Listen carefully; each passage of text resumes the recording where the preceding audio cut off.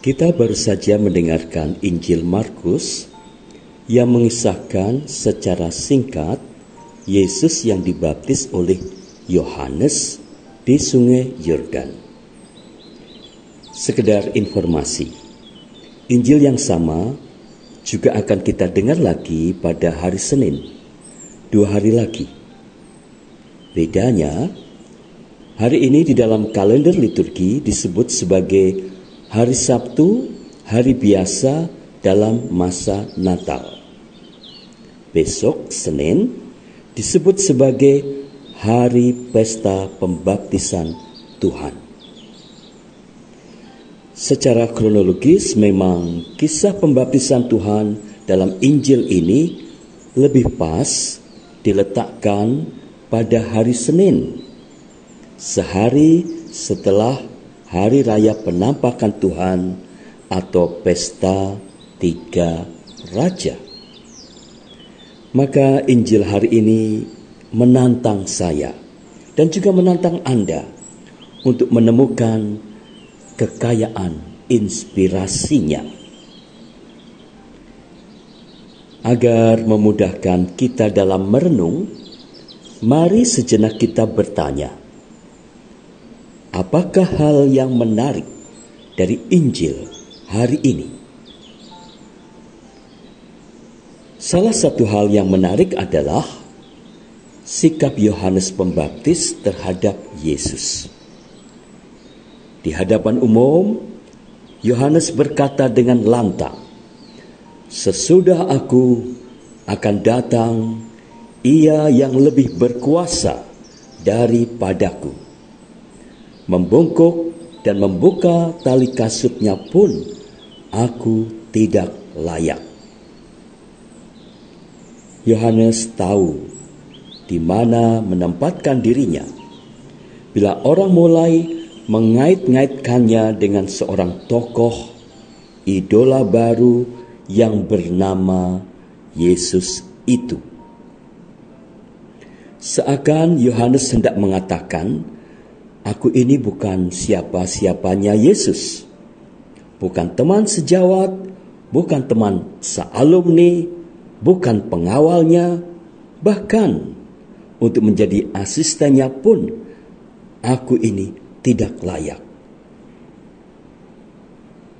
Ini bukan pernyataan diri seorang yang minder atau orang asing, tetapi seorang yang rendah hati, yang tidak sombong.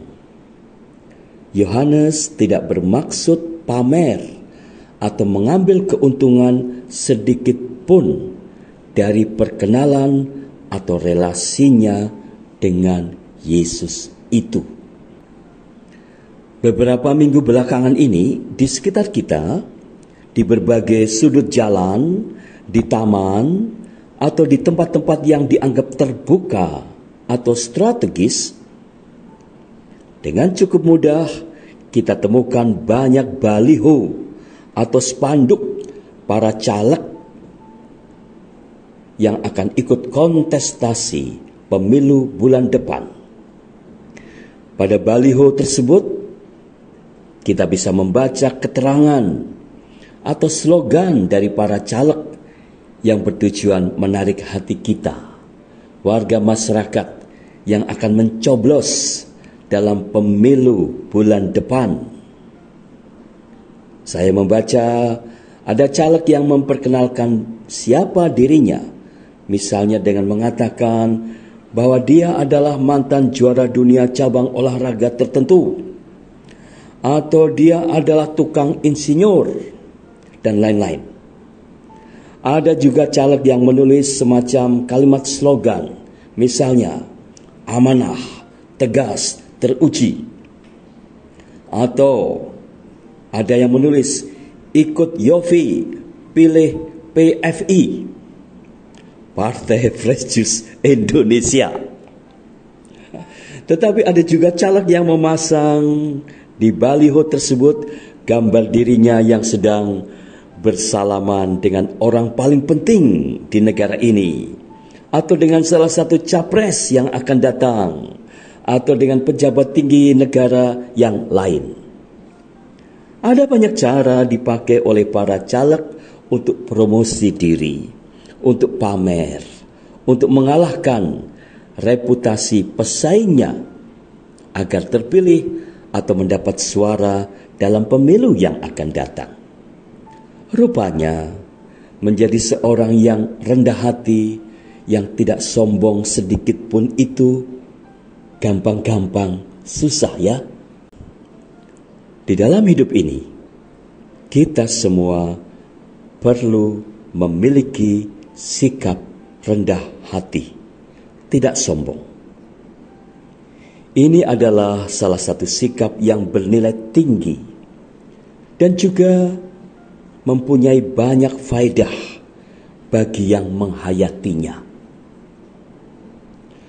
Salah satu faedahnya adalah membuat kita mudah bersosialisasi dengan kebanyakan orang atau diterima oleh siapa saja, khususnya dengan sesama kita yang sederhana.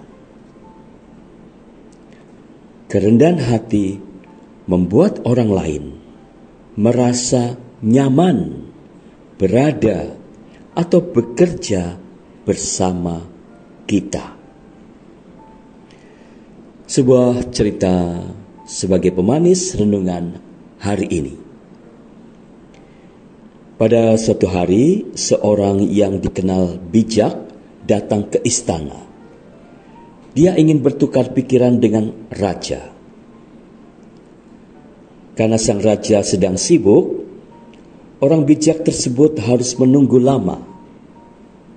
Pada akhirnya, sang raja mengizinkannya bertemu. Ketika orang bijak itu memasuki aula, hal pertama yang dia lakukan adalah melepas topinya dan membungkuk kepada raja. Segera sang raja melepaskan mahkotanya dan membungkukkan badannya kepada orang bijak itu. Para menteri dan orang lain yang berada di sekitar raja bertanya, "Apa yang Anda lakukan?" Dia melepas topinya karena dia adalah manusia biasa. Tetapi Anda adalah rajanya. Mengapa Anda harus melepas mahkota Anda? Raja berkata kepada para menterinya, "Kalian ini picik. Memangnya kalian pikir aku mau tetap jaim di depan orang biasa? Orang ini sungguh rendah hati dan sederhana. Kerendahan hatinya adalah kebajikan yang tiada taranya. Dia menunjukkan rasa hormatnya kepadaku. Jika aku tidak melepas mahkotaku, maka kerendahan hatiku akan berkurang dibandingkan orang biasa. Jika aku adalah raja, aku harus lebih baik daripada semua orang dalam segala hal. Itu sebabnya aku melepas mahkotaku dan membungkuk padanya." Mendengar jawabannya itu, semua orang terdekat raja hanya terdiam. Sampai di sini perjumpaan kita hari ini. Tuhan memberkati Anda sekalian.